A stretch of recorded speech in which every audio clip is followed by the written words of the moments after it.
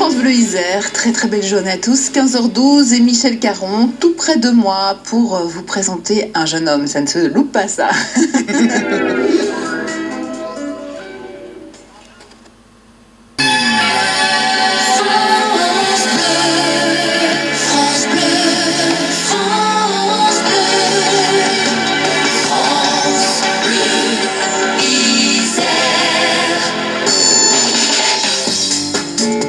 Michel, vous voilà revenu. Ouais. Merci, c'est sympa. Ouais, mais ça me fait plaisir d'être là. Je sais, en plus avec vous, on va découvrir un jeune homme charmant et sympa et j'allais dire aussi ambitieux mais fantasque. C'est quelqu'un donc qui a fondé sa propre maison d'édition, ça s'appelle La Fourmilière, il s'appelle Julien Cassel. Objectif donc, publier son livre. Il est né à Saint-Quentin dans l'Aisne et il passera une grande partie de sa jeunesse dans la Somme, un département qu'il ne quittera qu'à 25 ans pour rejoindre Grenoble. Oui, alors Julien montrera d'ailleurs durant son enfance une certaine stabilité qui se démentira par la suite. Alors enfant, il est à la fois solitaire et tourné vers les autres. Julien passe une enfance tranquille au sein d'une famille aimante avec une grande sœur avec laquelle il vit une grande complicité. C'est elle qui va l'initier aux films interdits pour son âge, à la lecture également, et lui faire connaître les grands classiques, Vian, Céline, Miller, et ça c'est quand il était adolescent, et Hitchcock, difficile à dire, quand il était plus petit. Donc si l'enfance est linéaire, en revanche l'adolescence va donner un peu de relief à sa vie. La révolte va commencer à sourdre chez le jeune Julien, lecteur d'une presse qui va encourager le doux insurgé. J'ai mis longtemps avant de savoir ce que je voulais faire, donc bon, j'avais plutôt des bonnes notes, donc voilà, bon, j'ai fait littéraire parce que j'ai eu un prof de physique en seconde avec qui j'ai pas du tout accroché, donc du coup, bah voilà, j'ai choisi, enfin j'ai pas choisi, ça a toujours été par défaut en fait, jusqu'après le bac, où c'était toujours, j'ai suivi le chemin quoi, mais bon, j'étais pas forcément extrêmement motivé quoi. Des activités par ailleurs en marge des études? Oui, bah, tout dans cet esprit, une rencontre avec un ami aussi, donc au collège, on a vraiment sympathisé au lycée, il y a eu un peu un journal, on a fait un journal de lycée si on veut, donc qui était très très inspiré par Charlie Hebdo à l'époque quoi, donc où on essayait un peu, bon c'était surtout nous deux, et puis après essayer un peu d'intégrer des gens ou des membres de notre famille dans ce truc là, donc voilà, après ça n'a pas eu un écho exceptionnel, mais c'était un peu notre truc à nous, on le mettait en page, on faisait les photocopies. Oui, donc vous aviez un engagement quand même, vous aviez un regard critique sur la société, parce que la veine Charlie Hebdo c'est quand même pas... Oui, il y avait ce côté quand même, pareil, d'adolescent révolté, et c'est vrai que ça c'est quelque chose qui m'a beaucoup marqué parce que je lisais beaucoup, et 18 ans, 19 ans, 20 ans, il y avait la découverte de cette presse-là, moi l'humour un peu trash, etc., qui me plaisait beaucoup, et donc des lectures comme Le Monde libertaire, Le Monde diplomatique, enfin je me suis nourri de plein de choses, et puis d'une certaine révolte, mais c'est vrai que très vite, en participant aussi à un peu des manifestations à la fac, je me souviens que notamment dans Le Monde libertaire, où limite à la fin de chaque semaine, c'était bon, et demain la révolution, puis bon, les semaines passent, les années passent, et ça y est pas, il y a un moment où ça m'a un peu énervé en fait, et c'est vrai que j'avais ce côté révolté, et en même temps je me dis oui, t'es révolté dans ta chambre et bien nourri, donc voilà, je me suis longtemps aussi cherché ce côté quand même de, pareil, c'est pas un scoop, mais il y a beaucoup d'injustice, et c'est vrai qu'il y avait ce côté moi qui me révoltait, et puis en même temps, si c'est révolté pour se révolter, j'y voyais pas trop d'intérêt, donc j'ai cherché longtemps, mais en tout cas j'ai pas trouvé dans des mouvements ou ce genre de choses qui m'ont même plus profondément dégoûté. Après c'est un avis personnel, cette révolte qui était là mais qui pouvait pas s'exprimer. Une sorte d'impuissance quoi, face à l'injustice du monde. Voilà, et qui pouvait s'exprimer mais par rapport à mes parents comme tout ado, et puis en grandissant on se dit mais qu'est-ce qu'on a été con.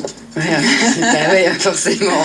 Bon, alors il obtient quand même son bac littéraire, Julien. Là, il s'inscrit en classe prépa à Amiens. Il est déçu par l'enseignement un peu trop académique à son goût. Il se tourne alors vers la fac de lettres, la nouvelle déception. Il se demande vraiment ce qu'il va faire de sa vie.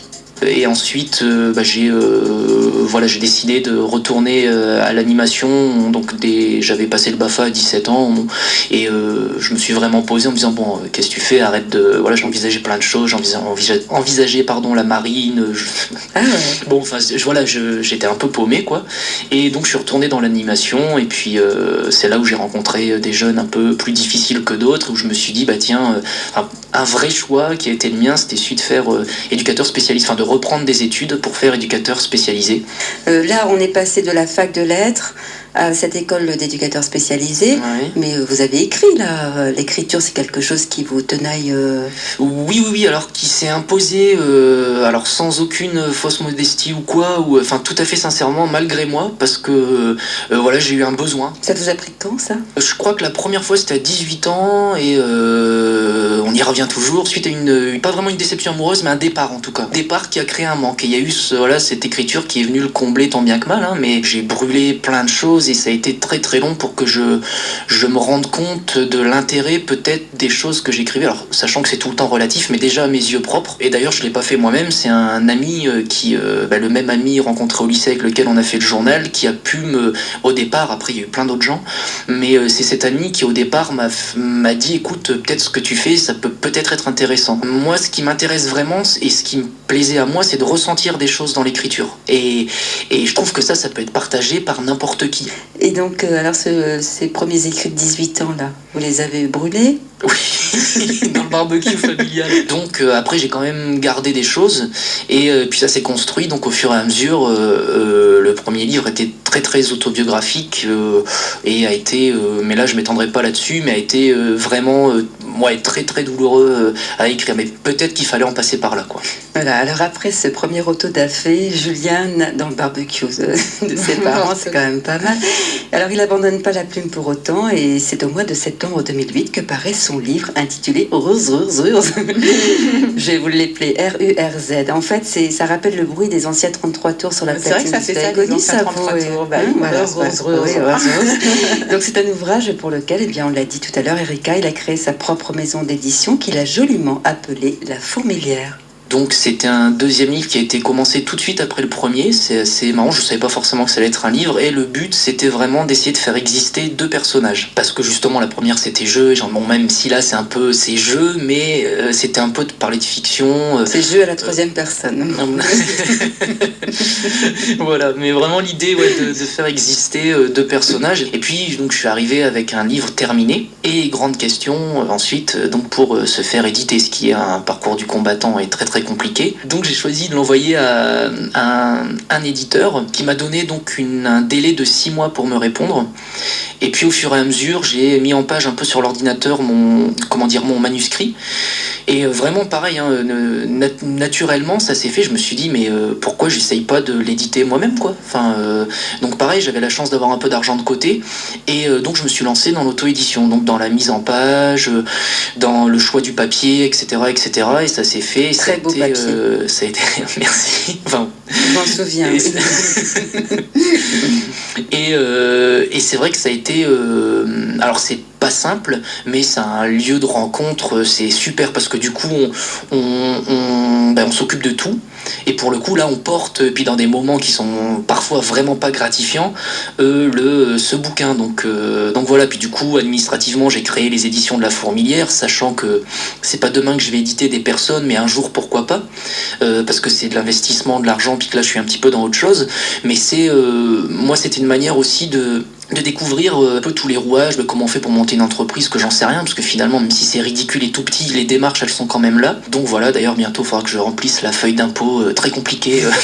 Bref, ça fait partie des... Ouais, c'est pas très poétique, mais en même temps, je trouve que c'est aussi une manière de porter son bouquin, et puis j'ai eu la chance que ça se passe bien, d'avoir eu des rencontres, des gens qui m'ont aidé dans tout ça, et qui ont pu porter aussi avec moi ce projet, puis des personnes sans lesquelles j'aurais pas pu faire ça quoi. En fait, il enthousiaste, donc je pense qu'il enthousiasme aussi les autres quand il en parle. Ouais. Et puis alors on rappelle qu'il est également en marge de son activité d'écrivain, éducateur spécialisé. Oui, c'est un homme très sensible et très droit et qui veut faire les choses bien. Et son livre, alors je rappelle, Ruz, avec un joli papier. Ouais, et c'est un très beau papier. Ah oui, je précise aussi que sa grande sœur, qui a beaucoup de place dans sa vie, a illustré l'ouvrage également. Donc c'est une histoire, une affaire de famille. Et donc ce livre, je sais qu'on peut le trouver à la librairie Le Square à Grenoble. D'ailleurs, un des libraires a fait un très bel article dans la Gazette. Sur lui ? Ouais, sur cet ouvrage. Et moi, je pense. Et puis c'est un livre qui a été préfacé aussi par un grand philosophe dont j'ai oublié le nom, excusez-moi. Mais voilà, quoi, c'est sérieux et c'est un beau livre aussi touchant sur une histoire d'un vieil homme et d'une jeune femme. Oui, c'est vraiment quelqu'un qui m'a marqué en fait, Erika, quand je l'avais chroniqué, parce que vous savez que je fais aussi une chronique livre, qui passe l'après-midi, qui est aussi sur Internet, ça s'appelle À vous de lire, voyez-vous. Et donc je l'avais reçu dans ce cadre-là, et je me souviens que j'avais été très émue il m'avait vraiment émue. Et il m'a rappelé récemment pour me dire qu'il avait une rencontre dans une bibliothèque. Je dis, mais au fait, je fais des portraits maintenant. Venez que je vous croque. Voilà. Et donc, je croquer à pleine dents, beau, intelligent. Non, mais voilà, quoi, il faut encourager cette jeunesse. Alors Michel, qui allons-nous croquer demain? Oh là là, une belle... Alors, vous la connaissez, Erika, vous l'avez déjà vue? Ah bon? C'est Anne...